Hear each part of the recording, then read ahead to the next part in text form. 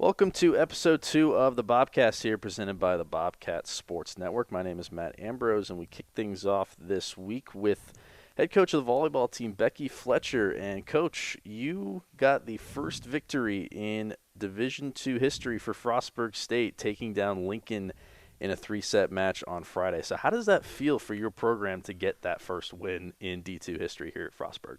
The team is super excited about it. They've been working hard all year. We got a lot of young faces, and we've been wanting to come into our season really strong and talking about going after Lincoln and getting that first win and that first convincing win, winning 3-0 is always fun and exciting, but I think there's just a little bit more specialness to it because we get to celebrate, being the first, and the other teams are not far behind us. So it's really exciting to see how successful everyone was all weekend. All the other teams played really well, and all the other games were really close. So we're just excited that we were able to get that first win for Frostburg. Now, it sets obviously a good tone for the school athletically, but also for your program in particular. What does it mean to go out there and have that 3-set victory to kick off your season? What does that do for this team moving forward? The gym on Friday night was really exciting. We're playing downstairs in a little bit different arena than we're used to, and there weren't any empty seats. If you noticed, you looked out there, and there were people everywhere, and so for us, it means that maybe our fans come back, and we can keep that intimate environment really loud and fun and kind of energetic. So I hope that means going forward, we have that atmosphere for the rest of our season. Now, in the match, you had 6 players accumulate 4 or more kills. So when you're from the attacking standpoint, how important is it for you to have that balanced attack at the net? Yeah, so we actually talked about that before our match, going in, knowing that if we're passing well, then we're able to move our offense around. And the more people we have involved in our offense, the harder it is to defend, and it means we're doing a lot of things very successfully. So if you see our middle hitter involved in the game a lot, you know that we're passing well, which means that we're able to distribute the ball to everyone. It's fun to coach. The girls have a lot more. They've been getting more creative in some of the offensive patterns they're running, and so seeing that offense spread from pin to pin, the girls have just that much more confidence in what they're doing. The team was really good in the attacking game, but also really what was a huge difference was the service game. Your team had 16 service aces. That's the most they've had since last October when you had 16 as well against Rowan. So what allows you to have so much success in the service game, and how big of a difference can it make in a match? Oh, huge. I think sometimes people forget about how important serving is, and you'll hear parents, my dad in particular, would yell up in the stands, "Just get it in." If you're just putting your serve in and you're not making a team work for that first pass and that first contact on their side, you might as well just throw it over to them. So being really aggressive on our serving, and it might mean we take some hits and maybe miss a few more serves than some people would like, but we're able to keep them out of system, which means that they're not able to set all of their hitters, or they're sending us a lot of free balls back, and that helps us be more successful offensively by starting really aggressively with that first contact on our serve. And one of your players who was the star in the service game was DAlene. As the first year, had 6 service aces to go along with her 22 assists. What have you seen from Linez in particular in practice leading up to that match on Friday? We call her Ed. Edwina is a really even-tempered, consistent person off the court, on the court, in practice, in strength training. She is just so level-headed and so consistent. She's a competitor, which I really, obviously we all like that in a setter and somebody leading your team. But she's just been so consistent from who she is from day one. And she was going after it, serving in practice during preseason. So, we started our matches every set that she was our first server, and she was able to take advantage of being that aggressive behind the service line. So Linez was just one of the first years who really had an impact in that match against Lincoln. Jackie Sterenberg led the team with 11 kills in that match, both their first years. So what does it mean for the future of this program to have 2 first years making such a huge impact in just their very first collegiate match. They both just came, again, like level-headed, really competitive, consistent in who they are, and we're able to be very, impactful in our first match. And I think the hope is that they'll be that consistent all year, and there's not much doubt in that from the coaching staff or their other teammates. They're really just consistent, strong volleyball players who play really smart. Jackie's not super tall on the outside. She's going to go up a lot against a lot of blockers on the other side of the net that are bigger, and I think that she's crafty enough and smart enough and has enough shots that she's going to make herself successful. Now, your next match on Tuesday, you get to play Lincoln again, this time in their gym. But you have the benefit, obviously, of just seeing them on Friday. So with how much success that your team had, how much confidence does that give you moving into that match on Tuesday? Oh, I think that there were things that we did in the match that were, some communication errors, or there are times that we should have made a few more aggressive plays instead of playing it safe. And we've talked about those things on Saturday at practice, and we'll talk about them again tonight. And they know about it, and they see it. So that's exciting to know that they're like, well, there are times where maybe we should be swinging instead of tipping, or maybe we should trust that our defense is covering us when we're going up for that big swing. We've been talking a lot about covering your hitters and having their back, and we did an exceptional job on Friday of covering our hitters. So our hitters were able to be more aggressive and have more confidence, and having that back line behind us really, really kept us in the game, and I'm hoping that just gives us more confidence going forward. Coach, thanks for joining us here on the Bobcast. Best of luck in your match against Lincoln, and looking forward to talking to you the rest of the season. Thanks. Now sitting down here with head football coach DAlene Fitzgerald. Coach, team took a tough loss on Thursday night, the season opener, home against West Virginia State, a 20-17 defeat, and you guys traveled to Concord this Saturday. That kickoff is at noon. So just looking at the West Virginia State game, Coach, what were your overall takeaways from that game? Proud of the young men, the effort that they gave, and the character that we have. We had control of that football game for most of it, and that's what we wanted to do, was put ourselves in a position to win the football game at the end, and weren't quite able to do enough to be successful at the end of the football game. We're playing college football, and we're playing grown man football, which I've said on here a bunch of times. There are no moral victories, and we have to do better this weekend if we want to come away successful. But all things considered, it was last Thursday night was something we can build upon. So that first defensive drive, West Virginia State started the game with the ball and drove down the field in just 2 minutes and 10 seconds. But afterwards, the defense really improved for the next few quarters. What was the message once the defense came off the field that helped them improve their effort? They came off the field, and our defensive staff made adjustments like they do after most drives, and the adjustments we made helped us be more successful going forward in the game. We saw a big focus on the ground early on. A lot of handoffs to Gavin Lovat. 10 of the first 12 plays were designed run plays. Was that the game plan coming in, or was it just a product of having success on the ground early on? West Virginia State's defense gives you the run game. And all things considered, if we'd have been more physical, more aggressive up front on the offensive line, we should have had more success in the run game than we did. But their defensive coordinator and their defensive scheme is to overplay the pass and overplay the passing game and to give you some stuff in the run game, and we just took advantage of that early. We took advantage of it the whole game. So that kind of opened up, or as the game went on, we saw Will Brunson start to throw the football a little more, get more comfortable as the game went on.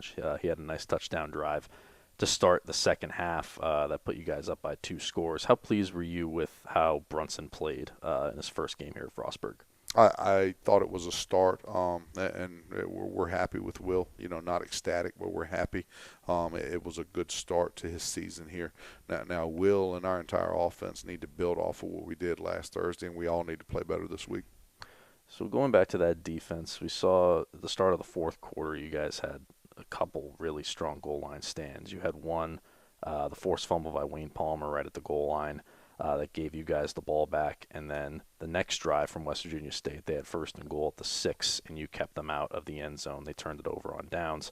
How proud of you and the defensive coaching staff were you to see that defensive step up on back-to-back defensive possessions? Yeah, our defense has to play better in the run game. We can't give up 250 yards rushing every single week we play, or we're going to have a long fall. It's not what you want from your defense. And then our cornerbacks have to play the pass, and in one-on-one situations that they have to play the ball in the air a lot better than they did last Thursday night. So those are the two negatives, and take those and throw them out. The resiliency of our entire team, and especially our defense, is something that we can be proud of, and our kids are a lot of fun to coach because of how resilient they are. Our stick-to-itiveness, our young men on our defense have a dogged perseverance, and we just keep coming back and keep coming back and keep coming back. Those two goal line stands were not only are you proud to be their coach, it's fun to stand there and watch that. To watch our guys with their backs against the wall just fight and fight and fight and be successful 2 times. I don't know this exact stat, but I'm going to dare to say that we didn't have 2 goal line stands all of 2018, and we've already had 2 in 2019, and we're going to continue to have a perseverance and a stick-to-itiveness about us if we're going to be successful. Now, this Saturday, Game 2 of the season, head down to Athens, West Virginia, take on Concord. What kind of challenge does Concord present to your football team? The travel is a challenge. So there's the first part before you even get to their football team. The travel is a challenge, and the hotel, the bus trip and the hotel, and getting up early in the morning and getting there for a 12 p.m. kickoff, all that's a challenge. We have to have maturity as a football team and have to have a business-like approach to this weekend. It's a business trip. We're not going down to Athens, West Virginia for a party. It's a business trip, and we need to have a business mindset the whole week and throughout the trip. And then when you get there, their football team, they're much improved over the last couple of years. Paul Price and his staff have battled through some adversity the last couple of years, and they've recruited good football players, and they have good players. Just a scouting report, they have a corner that we recruited heavily. Jonathan Roebuck recruited heavily out of Tuscarora High School in Loudoun County, Virginia. I think he's a great player and one of their better defensive players. That they've got linebackers that are big and physical, and defensive linemen that are big and physical, and I'm a fan of their football team. You turn over on offense, and they've got a 1AA transfer quarterback who does a nice job running their offense. They've got a tailback from Aberdeen, Maryland, which anytime I look at somebody's film and see Maryland kids running around, it bothers me because you're from Maryland. You should stay in Maryland. You should represent Maryland. He's a good football player and going to be a good tailback in this conference. And then they've got 2 wide receivers, number 14 and number 82, that I think are good players. Especially number 14, that dynamic, a good kick returner, good punt returner, good wide receiver, plays hard for his team and his teammates. 82 is the same way. 82 had the long touchdown pass for them last week against Notre Dame, where everybody in the stadium thinks he's tackled. He keeps playing, goes 68, 69 yards for a touchdown. But I am a fan of their football team. I think they're well coached, and I think they play hard. Coach, appreciate the time here on the Bobcast, and good luck this weekend at Concord. Thank you all for having me. Go Bobcats. Next up on the Bobcast is men's soccer head coach Keith Burns. And, Coach, began your season with a 2-0 loss at Shepherd last Thursday night and earned a draw on Sunday on the road, your second contest of the year at Concord. So open the season with a tough loss, be able to bounce back and earn that draw. What was the biggest improvement that you saw from your team from first match to second match? I'd say maybe we just made a few less mistakes in the Concord match. The Shepherd game, probably, I don't know if it was first Division II game jitters or whatnot, but we didn't execute well. We put balls behind guys. We were a little out of position defensively. Just did a lot of little things wrong that I thought led to some of their good opportunities. And in Concord, I thought we cleaned some of that up. We missed quite a few chances offensively.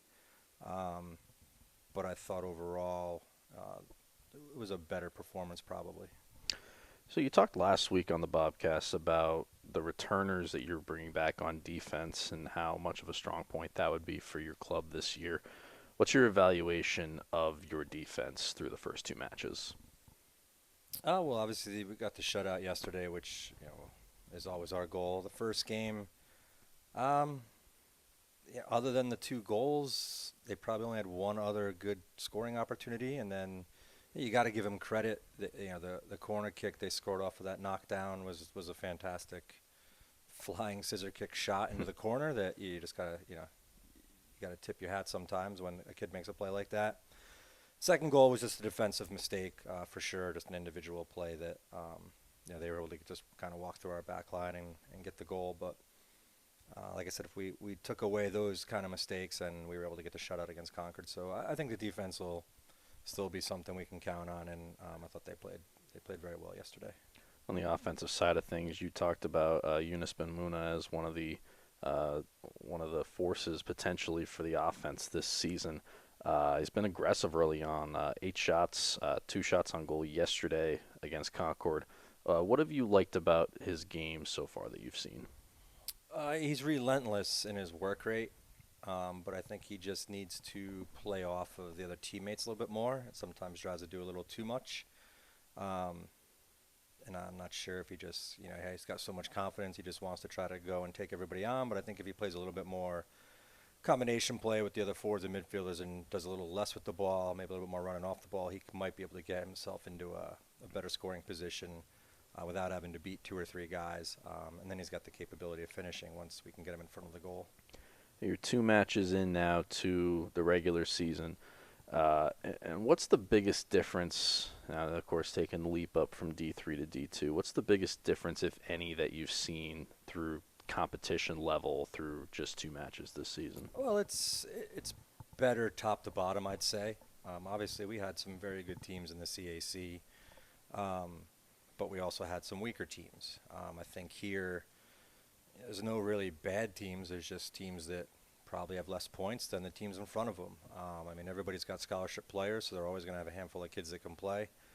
And, it's just a matter of how deep is their bench and then just how good are some of those scholarship guys. But there's going to be enough out there to make every game competitive, I would think. And that's, I think, what we've kind of seen so far is just, every game is a game.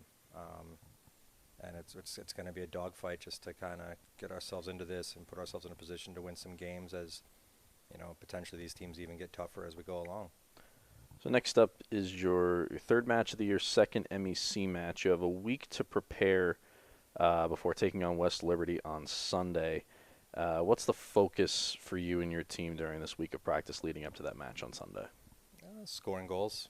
We haven't scored in the first 2 games, so that's what we'll put the emphasis on, just making sure we're better in front of the net, creating opportunities, finishing opportunities. And,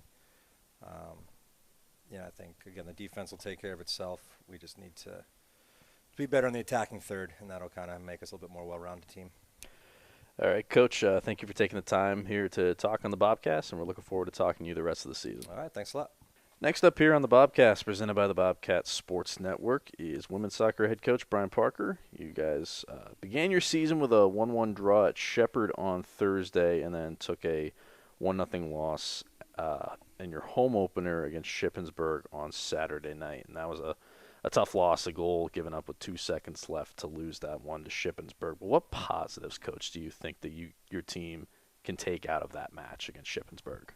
Well, thanks for having me, of course, again this week. And look, the bottom line for us is we want to get better every day. We want to get better every week, and view the season as an ascension of quality performances. And the difference between Thursday and Saturday in a 48-hour period was pretty noticeable. We were, nervous, I guess, or just not at our peak at all. And when we started that game down at Shepherd on Thursday, and the travel, the lunch, all the logistics obviously are being ironed out, and we're adapting to those obviously early in the season.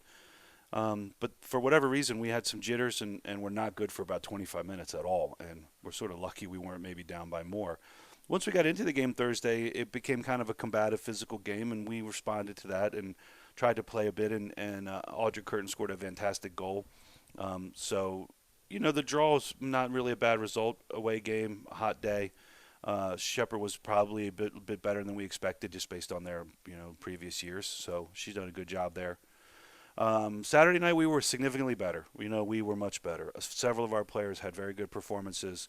we've probably had a 7-8 year relationship with Shippensburg, playing spring games and scrimmages, and always had draws and 1-goal games, and so we knew that we would have to play well to score and get a result against them, and kind of expected a 1-goal game, obviously allowing a last second header on a corner when we kind of know what's coming and know what to expect from that situation is a little bit disappointing, but something we can certainly analyze and correct, and we'll start doing that this week. What did you think was the best part of your scheme on Saturday? You just said that you came out and had a much better effort. What in particular did you like the most from your club? Well, patience, building out of the back and kind of developing some rhythm and possession.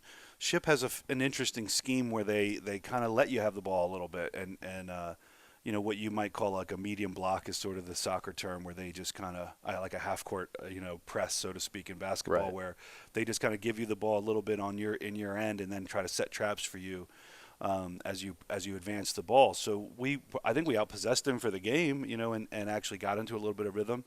We certainly had some key players play particularly well for us. Gwen Shem, is probably the first one that comes to mind. Our sort of playmaking center mid was really good, got on the ball, created some things, was just a very busy, active player like we expect from her. Brooke is always is sort of like a coiled spring as a forward. She's going to produce something extraordinary at any moment, and she certainly had, I would say, a number of half chances, maybe a couple of great chances in the game to score. But her energy and focus was pretty high as well. And our freshman goalkeeper played the full match. So there's some individual performances that we needed, that we're going to need, more, to be there consistently. So I think the progress from Thursday to Saturday was pretty notable. But allowing that goal late, again, it's kind of a correctable thing. It's sort of a moment in the match when we need to be a little bit more focused and intense about defending, obviously, in the closing seconds of a match. What have been your thoughts on the goalkeeping early on? You went 2 keepers on Thursday with Taylor Longworth and Emily Faust, and Faust came in and made 7 saves in that match. Longworth has 9 through 2 matches. What's your assessment of those two so far? So they're both good. Faust is good. There's no question that she has proven over her time here that she can give us good minutes and perform at the level we need. She's just a little banged up. She had a little quad strain, and she just had a lot of trouble Thursday distributing the ball. She actually couldn't even deliver a good ball really at times because she was just wrapped up in, I think, just in some pain. So really, Saturday was more of a precautionary thing. There's just no reason to push anyone at this stage of the season. So Taylor is our number one based on mainly her physical status as well as how well she's trained. She's certainly earned minutes, but I think we would probably be in a habit of either alternating them or splitting time with them based on their form and as well as their health. And I think it was just a precaution that we kept Emily out. But she's going to get chances. So you guys had kind of a quick turnaround from the Shepherd game to the Shippensburg game. You played 2 matches in just a little over 48 hours apart from each other. But you said that Shippensburg match, you saw a more positive effort out of your team. Do you think that having that quick turnaround kind of was, I guess, your team was able to kind of get their legs underneath them and kind of get more in the flow of the game quicker than they did on Thursday? Well, the adjustment we're going to have to make is to have these compressed turnarounds is just a function of our scheduling. Thursday happened to be the first day of eligible play in Division II. We would have preferred to play Wednesday if we had a choice, of course. We don't want to play a lot of Sunday games. I think we like getting Saturday games in and getting into a routine of having that legitimate day off on Sunday and then kind of recalibrating and kind of ramping up Monday for the next task. So that was a decision we made to play that later game Saturday night, and then that does put a little bit of pressure on us to both recover and kind of regenerate in terms of our physical condition for Friday, but also game plan and be prepared for that second match. Honestly, we passed the test if that's how you want to look at it. We certainly had great energy. I mean, the weather was fantastic. Night game, perfect night for soccer here in Frostburg. So. I think that had something to do with it. First home game, lots of families. There's plenty of reason to get excited about playing at home on a Saturday night, of course. So we responded well, I think, overall to the whole situation. I wasn't unhappy. We are willing to rotate more and use our depth a little bit more, obviously, in those 2-game in 3-day kind of situations. But our starting group, the right players played well, and we defended very well, and I was overall pretty happy with the level of the performance, certainly relative to Thursday.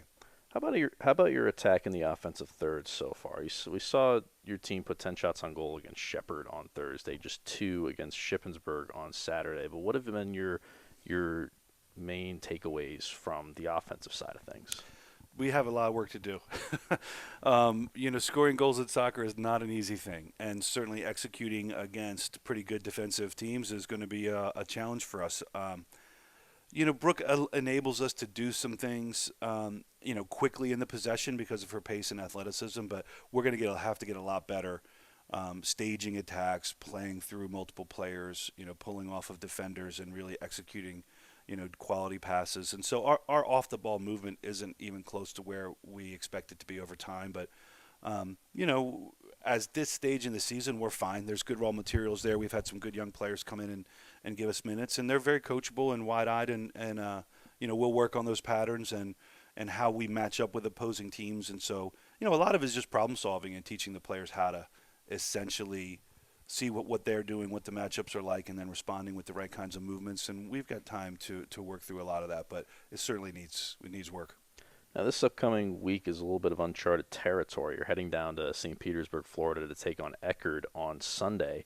So what's the team's mindset heading down? You're going to a location that this program really hasn't traveled very far outside of this region, but to head down to Florida and take on a team like Eckerd, what's the mindset with this team right now heading into that match?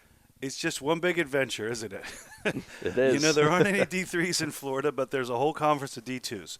So, we look at the map and we kind of think of what would be a fun thing to do as we, start this transition.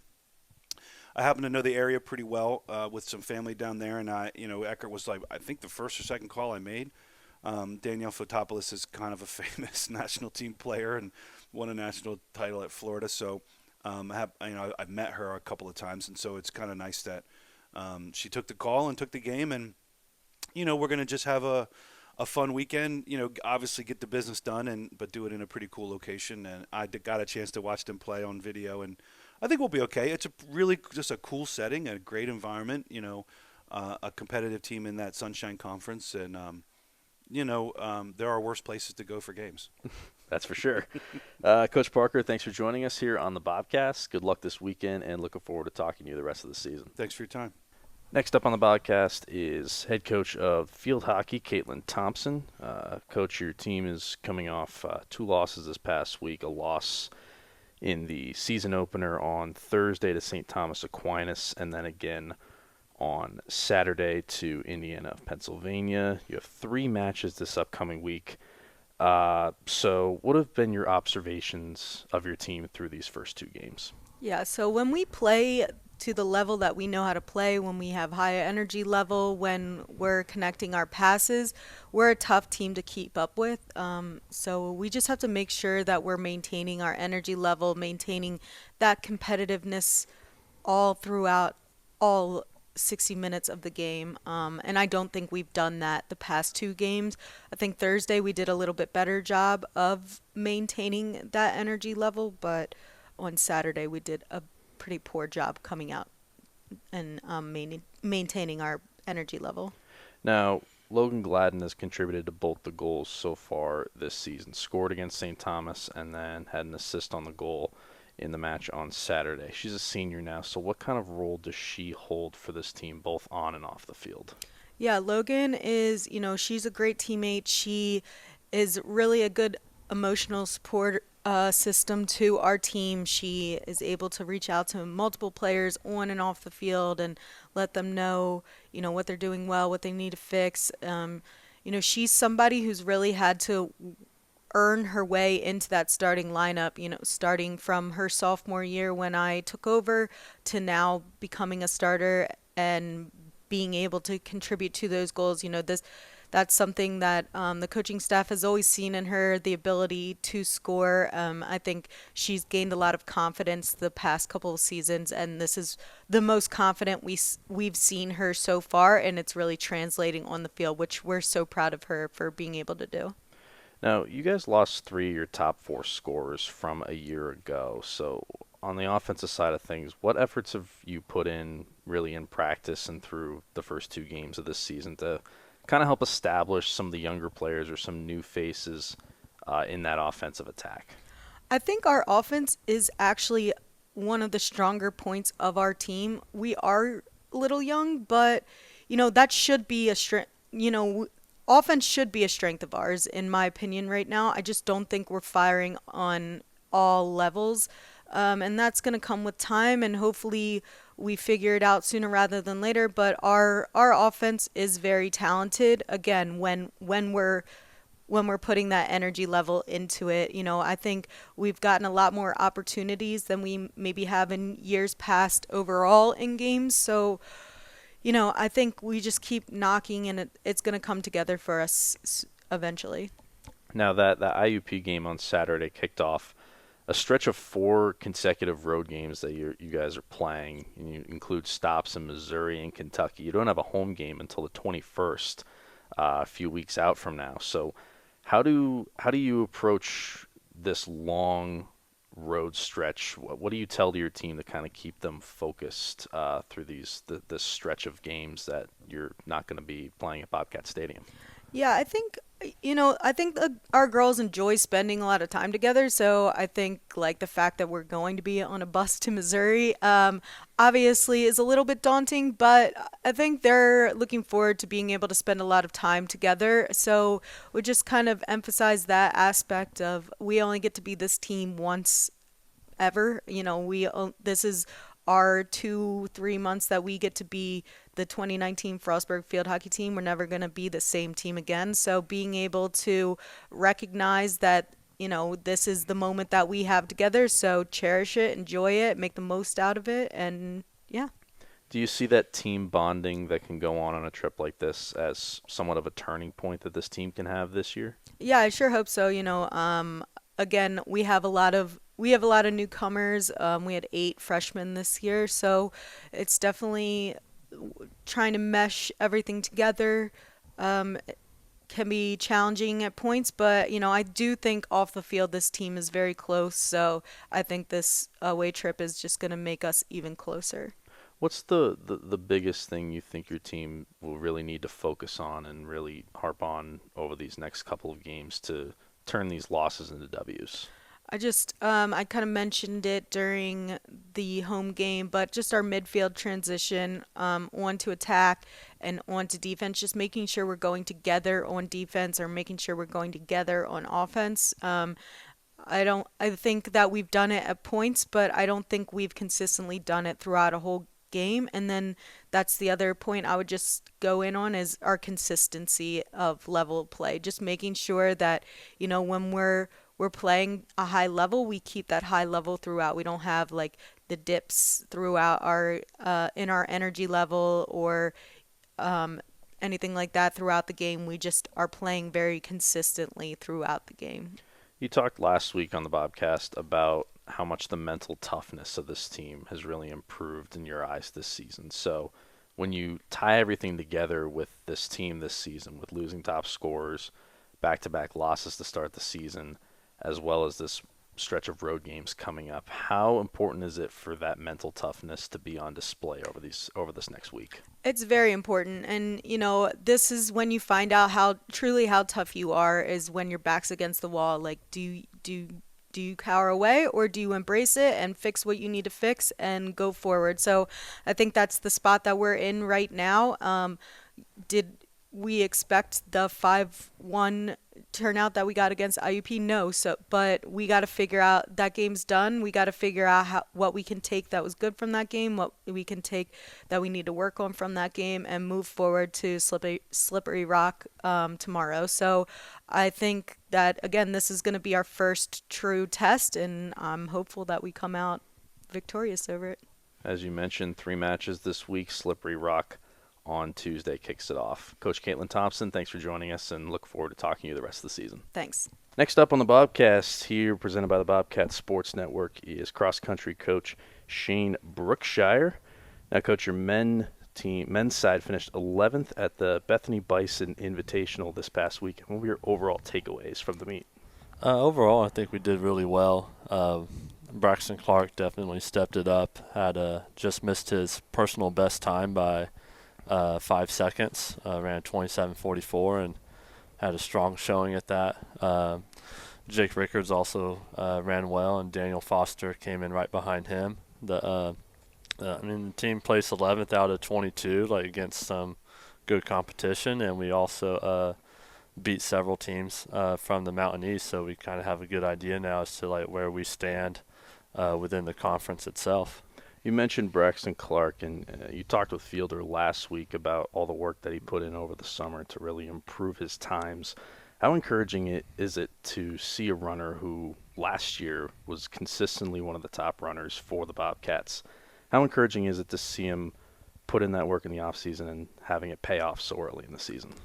Oh, it's very encouraging, to see the results right away of the work that he's done. I mean, this is the second fastest time he's ever ran for an 8K, and to start off the season with nearly a PR, just goes to show that when the athletes put in the mileage over summer, that it pays off right away. And I think we can definitely expect him to run some even faster times later this year.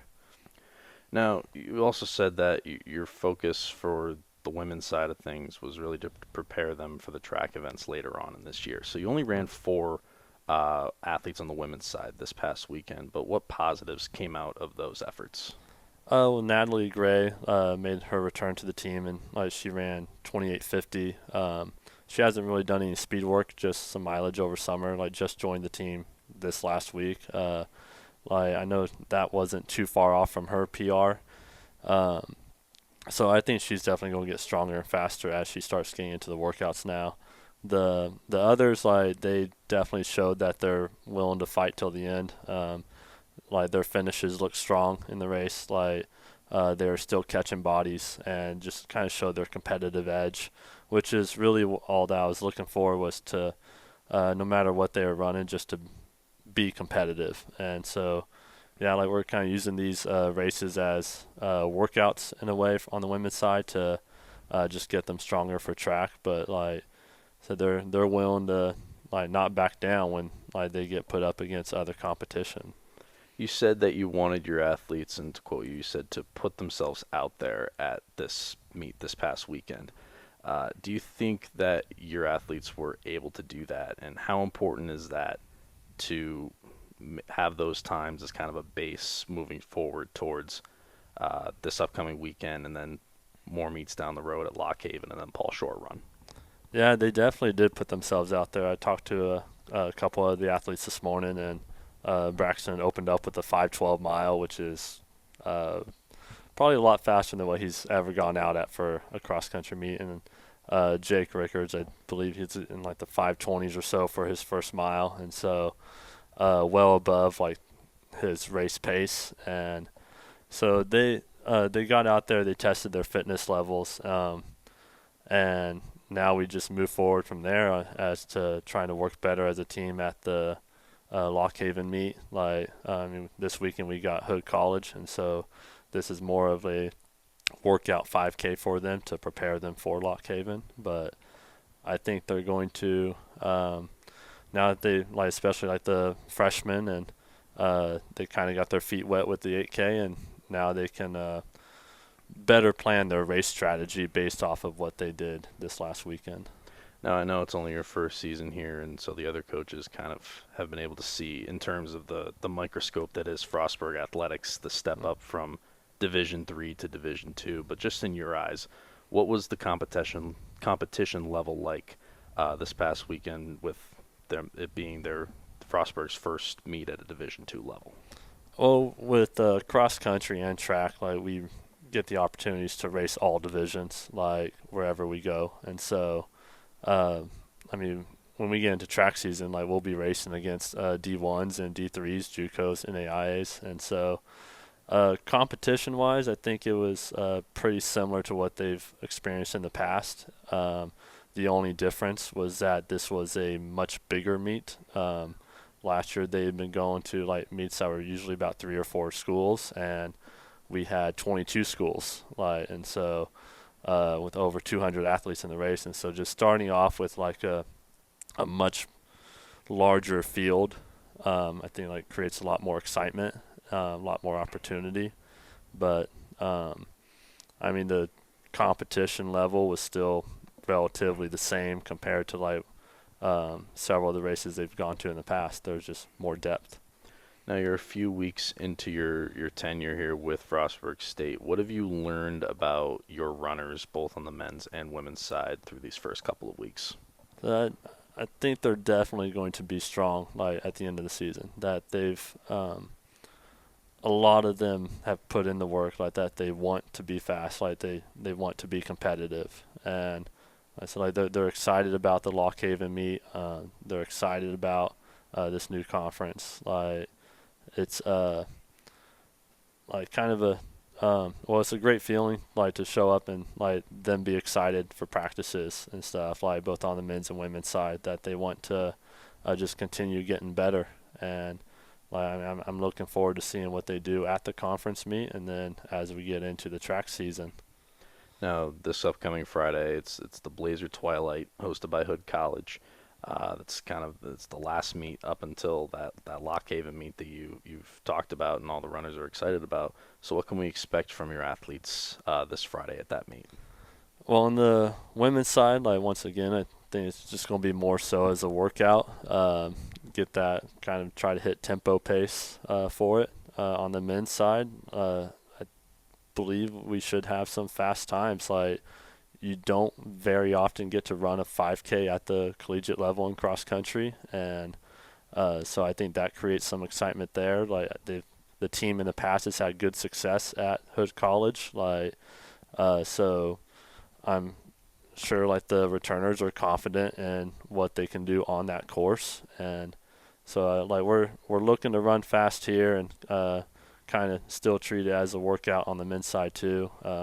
Just because it's not our competition distance, but it's really just going to be a tune-up for the following week. Head coach of men's and women's cross country, Shane Brookshire. Appreciate you joining us this morning, and looking forward to talking to you the rest of the season. All right, thank you.